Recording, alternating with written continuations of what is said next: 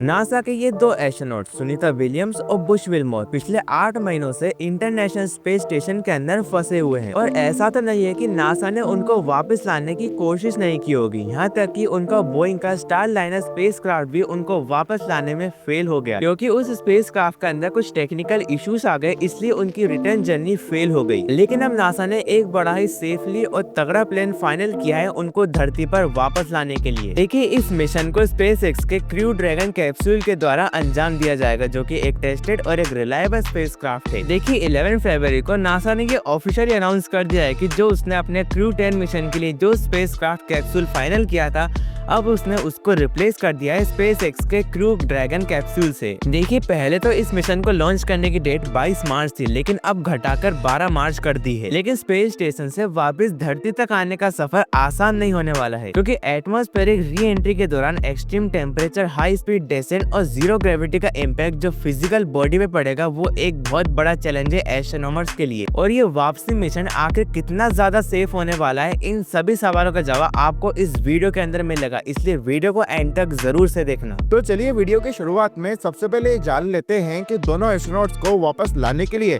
NASA ने आखिर क्या लेटेस्ट प्लान तैयार किए हैं। देखिए, नासा अब स्पेसएक्स के क्रू ड्रैगन कैप्सूल का इस्तेमाल करेगा दोनों एस्ट्रोनॉट्स को वापस लाने के लिए। लेकिन आखिर ये क्रू ड्रैगन कैप्सूल होता क्या है, चलिए इसके बारे में भी जानते हैं। देखिए, स्पेसएक्स का क्रू ड्रैगन एक खास तरीके का कैप्सूल है, जो कि एलन मस्क की कंपनी स्पेसएक्स ने डिजाइन किया है, और इसको फैल्कन 9 रॉकेट की हेल्प से स्पेस में लॉन्च किया जाता है। और इतना ही नहीं, इस कैप्सूल में करीब 7 एस्ट्रोनॉट एक साथ बैठकर स्पेस में जा सकते हैं। देखिए, इस कैप्सूल की सबसे बड़ी खासियत ये है कि ये कैप्सूल एक बार में धरती से स्पेस और स्पेस से धरती तक एस्ट्रोनॉट्स को सेफली लाया जा सकता है। देखिए, इस कैप्सूल के अंदर एक तरीके का लॉन्च एस्केप सिस्टम है, जो कि क्रू मेंबर्स के लिए एक तरीके का सेफ्टी फीचर है, क्योंकि इस सिस्टम के अंदर कैप्सूल को रॉकेट से अलग करने की कैपेसिटी होती है, जो कि इमरजेंसी सिचुएशन के अंदर काफी यूजफुल होता है। अब दूसरा सबसे बड़ा सवाल ये आता है कि इंटरनेशनल स्पेस स्टेशन से धरती तक वापस आने के सफर में क्या क्या खतरे आ सकते हैं। देखिए, इंटरनेशनल स्पेस स्टेशन से धरती तक की दूरी 400 किलोमीटर है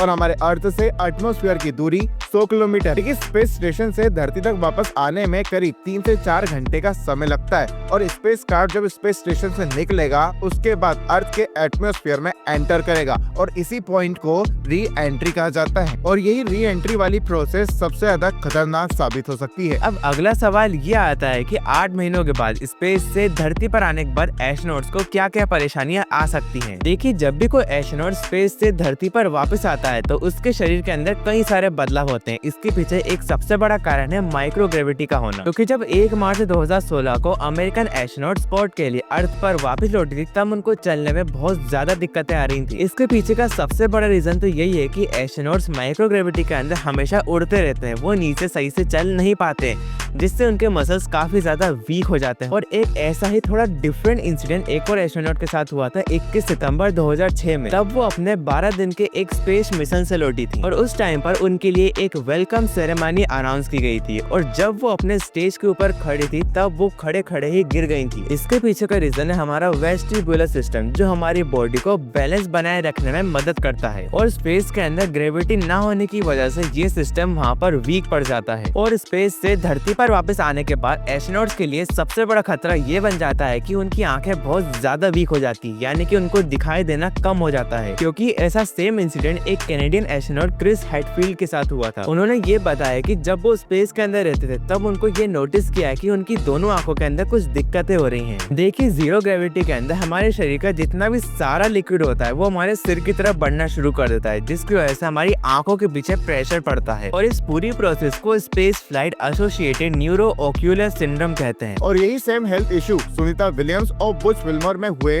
तो उन्हें रिकवर होने में आखिर कितना टाइम लगेगा। देखिए, कुछ रिपोर्ट्स के अकॉर्डिंग हमारे एस्ट्रोनॉट्स को यदि ये प्रॉब्लम होती है, तो उन्हें कम से कम 45 दिन से लेकर 1 साल तक का समय लग सकता है रिकवर होने में। और उनकी रिकवरी इस बात पर भी डिपेंड करती है कि वो स्पेस में आखिर कितने ज्यादा टाइम तक रहे। वैसे आपका क्या कहना है, ये सुनीता विलियम्स और बुश विल्मोर का कमबैक मिशन सक्सेस हो पाएगा या फिर नहीं? नीचे कमेंट से बताना, और ऐसे वैल्यूएबल कंटेंट के लिए just do follow and subscribe.